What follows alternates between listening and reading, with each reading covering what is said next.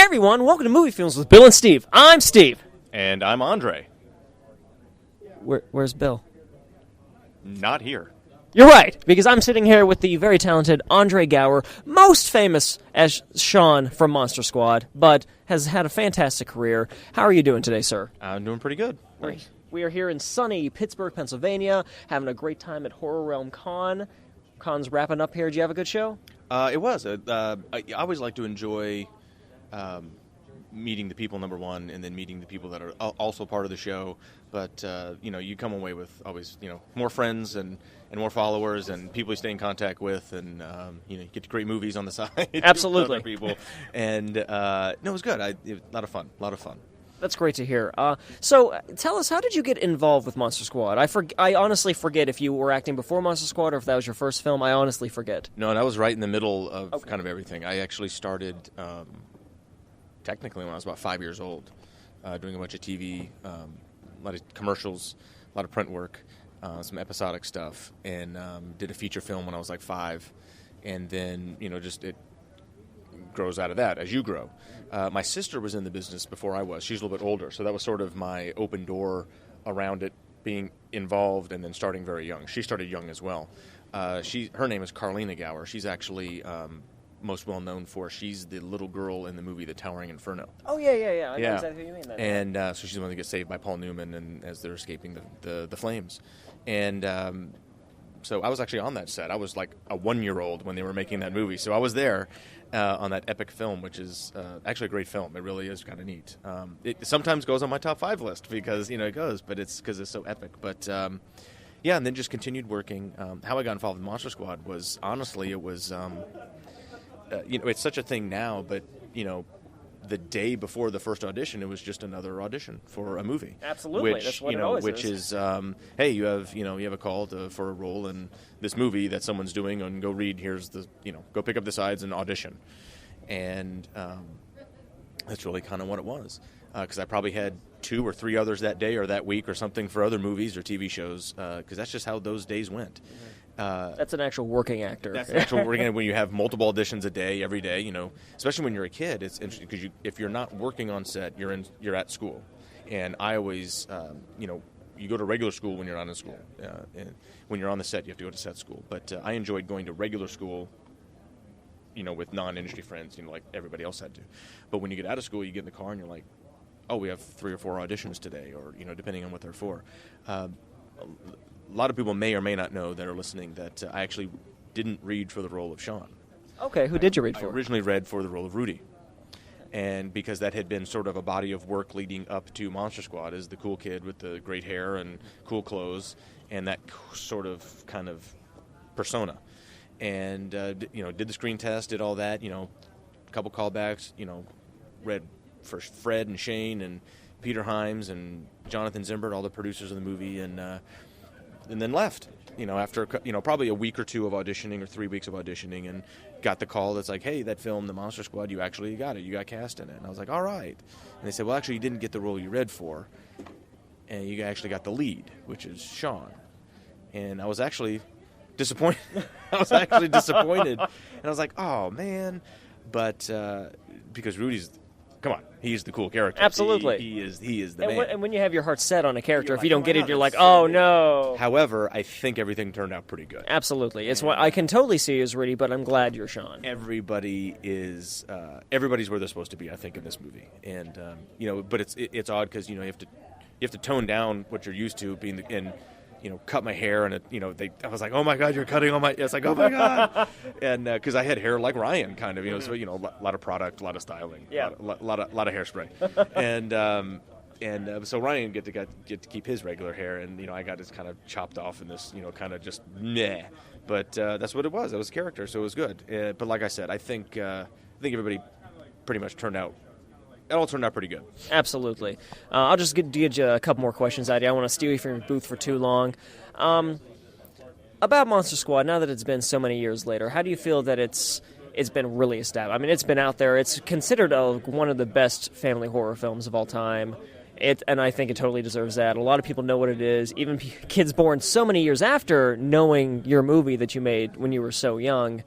And especially, with them making the new Goonies with the original cast, and of course the rumor mill that's been going for ages of maybe a Monster Squad 2 with the original cast. Just where do you feel? Did you think Monster Squad was going to get to this point? Did you kind of have that feeling, or was it another gig that you thought was just going to be out there and that was going to be it?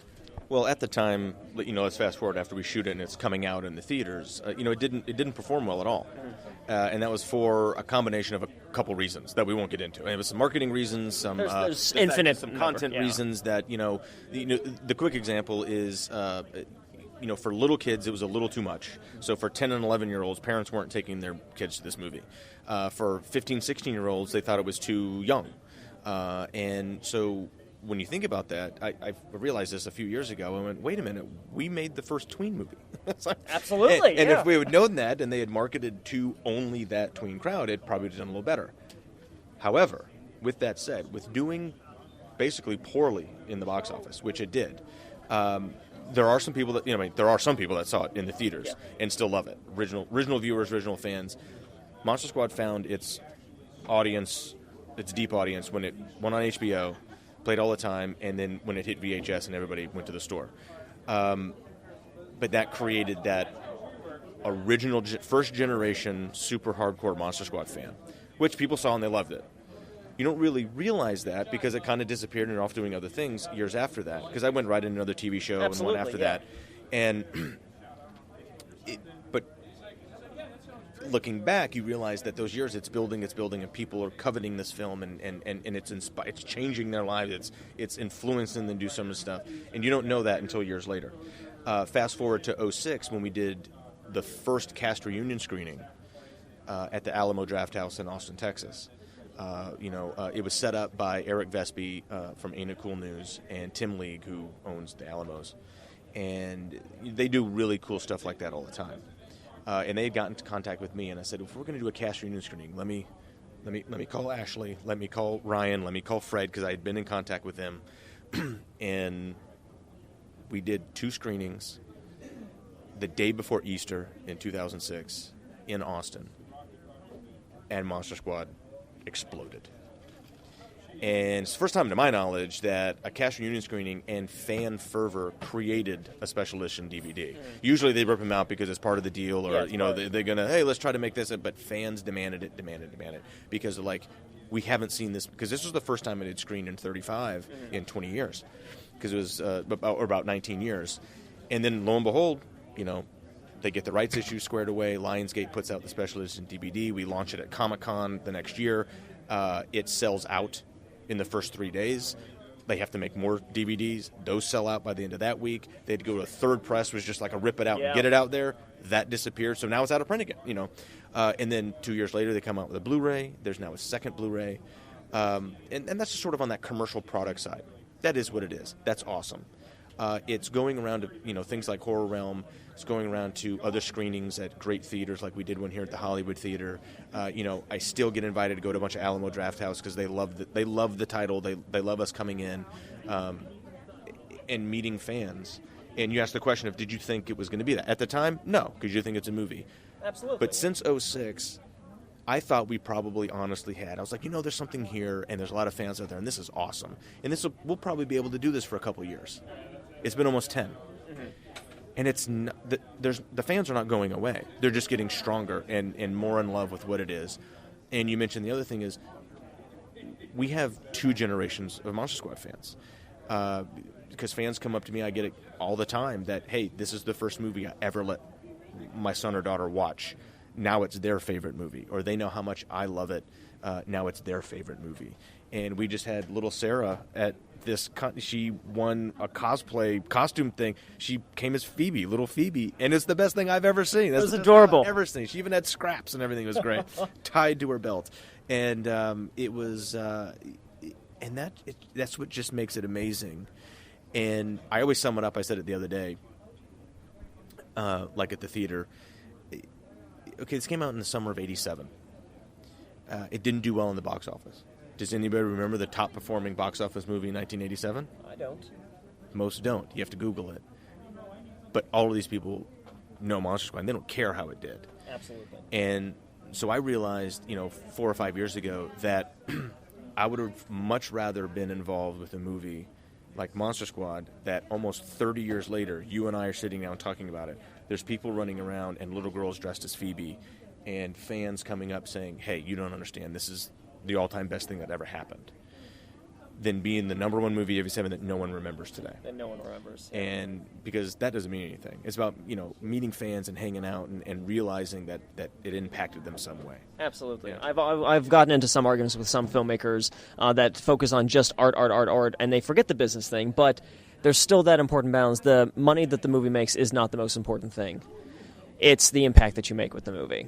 And I would agree on that, because I'm unfortunately split right down the middle of a creative person and a business-minded person, but you see both sides. That's healthy, though. You need to have both sides. You do, and some people don't, like you were saying, don't have both sides. But I see it and I understand it.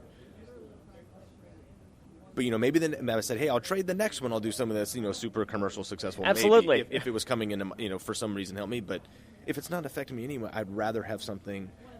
God, this is different. Everybody, everybody has, feelings and sympathies and egos, and of some degree. And when someone's coming up to you, I'm like, how can you not, one, make you feel good about that someone really appreciates something that you did, or you're a part of something that's the biggest thing to them, or their favorite thing of their childhood. And then, it also feels, you hear that. It's great. People, tweet me on Twitter, on Instagram, and they send me photos. This is for something that was almost 30 years ago. Right. But these are true, loyal fans.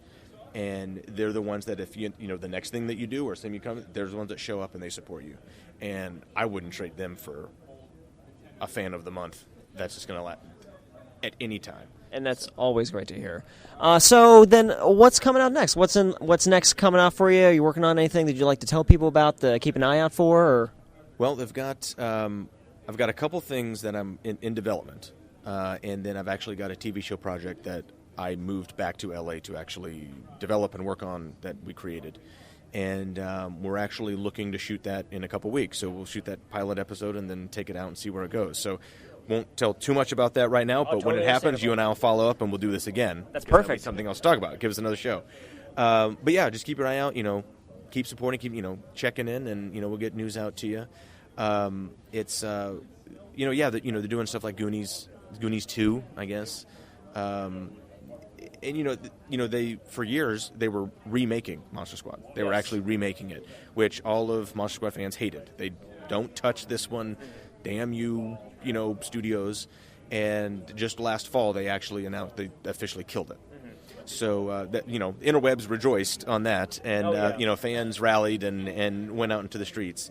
But it's. I'm not saying there's going to be one. I'm not saying there is one on paper. Wink, wink. But if there was a sequel to Monster Squad, I think if it was done in the right way, even to this day, being late, and you do it for the fans, and you do a really good movie that also has some other tie-in. One, I think the fans would love it, and two, I think it would be commercially successful. No, absolutely, it would be both. Fans. And if you do it the right way, I think it would be really neat, and I would love to do something like that. And I'd love to be a part of developing or creating something like that. Absolutely, Which may or may not be on someone's computer file. Who knows? Who knows? Who knows? But then you get into the splasher genre. That's right. We've created a new. We have. So we're copywriting it here on this podcast. The splasher genre. Oh, well, yeah, the splasher genre. It's great. That's and we're coming up with some titles. And so look out for those. That's what we should do. They'll probably come out quicker than all our other stuff. So absolutely. We'll jump on that. A couple of good ones we've been working on. All right, so last question. Well, always, to me, the most interesting question, because everyone's answers are always so different. Your top 5 favorite movies, no particular order, just your top 5 favorite movies right now. Okay, these are the top 5 that I came up with on the spot. Empire Strikes Back. A great one. Airplane. Close Encounters of the Third Kind. Guys and Dolls, the musical. And Kill Bill. I think that's really good. Volume 1 or 2 or the whole thing is one? Yes. I like that answer. Volume 1 or 2, yes. Perfect. Well, thank you so much for agreeing to be on the podcast with us, Andre. We're big fans, Bill and I, and it's so great to be able to talk to you about your life, because it's really interesting, and you're a great guy. I appreciate it. Let me know, and love to do the next one. Thank you so much. And as always, guys, you can check out other episodes where Bill and I talk about random stuff at Movie Films withbillandsteve.tumblr.com. You can check us out on Twitter at @moviefilmsbs, which stands for Bill and Steve or bullshit, your choice. And Andre, would you like to plug your Twitters, anything that you'd like the people to check out? Yeah, certainly follow me on Instagram. It's Andre Gower Official. And then on Twitter, it's just @Andre Gower. Nice and simple. Perfect. And usually, Bill and I have the honors of this, but you were such a great guy. Whip out your favorite movie quote from any of the films you've been a part of. From any of the films that I've been a part of. Let's see. But yeah, I hope to. All right, well. He had to wear pants so you wouldn't see his wolf dork.